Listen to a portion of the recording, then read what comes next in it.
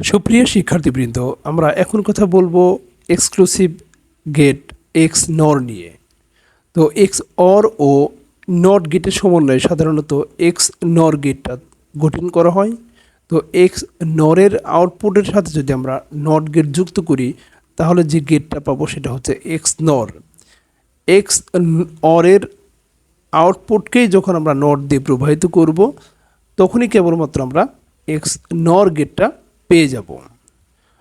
তো দুটি ইনপুট এ ও বি হলে এক্স নর গেটের আউটপুট এর বুলিয়ান সমীকরণ আমরা নিচের অনুযায়ী হবে, যেমন এ এক্স অর বি যেটা রয়েছে এখানে মাঝখানে যে চিহ্নটা রয়েছে এটাকে বলা হয় এক্স অর, এটাকে বলা হচ্ছে এক্স অর, এবং যেহেতু এর উপরে একটা নট গেট রয়েছে এই জন্য এটাকে বলা হচ্ছে এক্স নর। তো আমরা দেখতে পাচ্ছি এখানে একটা এক্স নর গেট কীভাবে অঙ্কন করতে হয় সেটা দেখানো হয়েছে। তো এ এবং বি দুইটা ইনপুট হলে আউটপুট হবে এ এক্স অর বি, সাথে একটা নট দিলে কিন্তু এটা এক্স নর হয়ে যাবে। এক্স নরের যদি আমরা সত্য সারণী দেখি তাহলে দুই ইনপুট বিশিষ্ট এক্স নরের সত্য সারণীর ক্ষেত্রে এ এবং বি দুইটা ইনপুট, যেখানে মান হবে বি এর মান 0 1 0 1, এর মান হবে 0 0 1 1। এক্ষেত্রে এক্স অর গেটের ক্ষেত্রে আমরা জানি ইনপুট বিজোড় সংখ্যক অন হলে কেবলমাত্র আউটপুট অন হয়, বাকিগুলো 0। এবং এক্স নরের ক্ষেত্রে যেটা হবে এক্স অর যেটা হয়েছে তার বিপরীত, অর্থাৎ পরের যেটা রয়েছে এক্স নর এটা 0 1 হবে, 1 0 হবে, 1 0 হবে এবং 0 1 হবে।